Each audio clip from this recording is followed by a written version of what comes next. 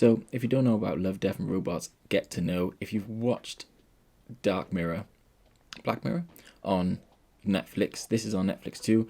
Love, Death and Robots is absolutely wicked. If you liked Black Mirror, you will absolutely love this. It's an absolutely quality show. It's kind of like that, maybe a bit more sci-fi, like futuristic. It's got like all like alternative things. It's wicked. But today we'll be printing a little logo face like this to go on the front of our Ender 3. Because if this isn't the truth, then we can't be friends. I'm sorry. Yeah, but sure. Because at the moment you can have a little QR code on the front. I've seen people print caps and stuff for this, so I thought I'll give it a go. But at the moment that QR code just goes to like Creality's promotional. It basically just goes to their website. So we don't need any of that. Let's print a nice little thing, nice little Love, Death and Robots logo to go over the front of it. So it just looks nice, you know what I mean? So it just fits in. I took this little QR code sticker off, and as you can see there's like nuts and bolts under this holding the shroud on. So we don't want to put anything too permanent on. I'm not going to super glue it or anything, just some double-sided tape to hold the cover cap on. I've seen people do it with like friction fit, so that might be a better solution, but for today we're just doing the check it on top. So there you go, that's what the end product looks like, and then we'll just go through the process of showing you how we made that. So let's pop over into Fusion 360 and I'll show you what I did. So in Fusion 360 now, just went in and made the shape of that face there with the curved corners. Just brought that in a little sketch, and I didn't know, but you can bring SVGs into Fusion 360. So I had a lot of fun. I changed that over to an SVG image of that logo there, and then centered that up. I thought, yeah, I'll make one sketch and kind of like have the eyes and mouth kind of set into the piece a little bit. But then I kind of changed my mind on that and thought actually it'd be better if that was like the plate and then extruded as you've already seen. So I took that SVG, kind of got rid of it, extruded that front piece out. This is what you'll see now. So there you go. Yeah, just did that 3mm I think, and then I did 3mm for the face again there. So I brought the SVG back in then with the new sketch on top. Put that into the center as much as I could be bothered to line it up. It's only a quick thing, so I thought, you know, doesn't matter too much. Here we go, lined it up, so didn't look too bad. Exported that, and then brought that into Cura.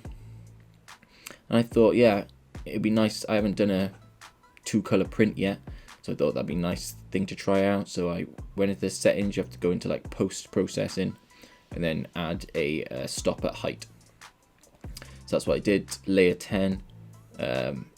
You gotta make sure you do the retraction on the piece so that it comes out at 50mm, and then make sure the nozzle's at 100 so that it doesn't get too cold. Once you've done that, then I just exported the file, put it into the printer, and there we go.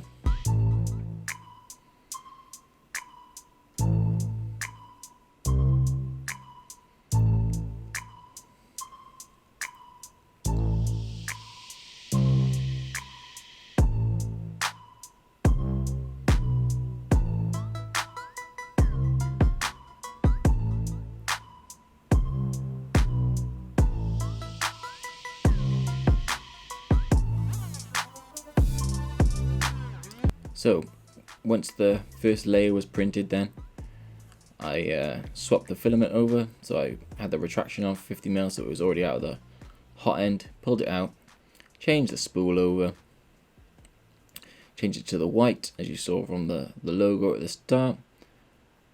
Feed it back through, and then warm up the printer again. Just double tap the knob, and then it starts printing back up from the pores. Then just wind it out, and you can see it goes from black back then to white.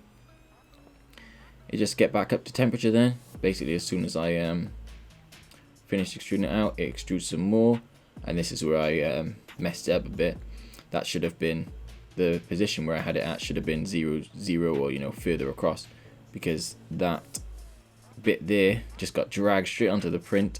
I thought it might have got, you know, might have let itself free, but it didn't, so I stopped the print there. and then it just drags a nice white streak all across the print. Lovely. Yeah, probably not the best printing it on a 1.0 nozzle, but yeah, it is what it is.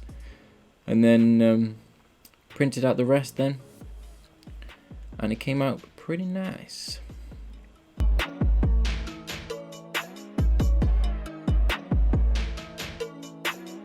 As you can see, there's that big white line across where I had to pause the print. A couple of stranding bits. I probably should have left it on, that white line, just as, like, you know, a war wound or whatever, because trying to clean it up didn't work too well. But I wasn't going to waste any more filament doing another print, so I thought I'll just leave it and see how it goes, see if I can clean it up a little bit.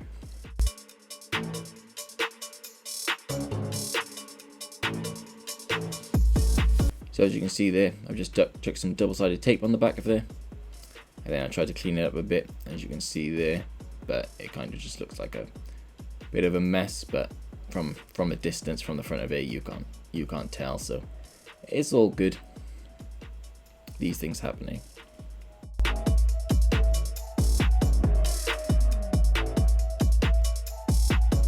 So then we were all ready to go.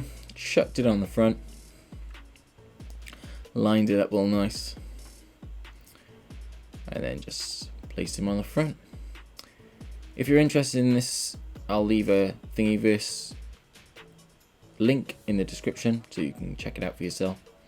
I'm sure someone will remix it to put one of those friction fit ones on the front, so everyone can use that as opposed to gluing it or whatever, and it can just fit over the front then, which will be nice.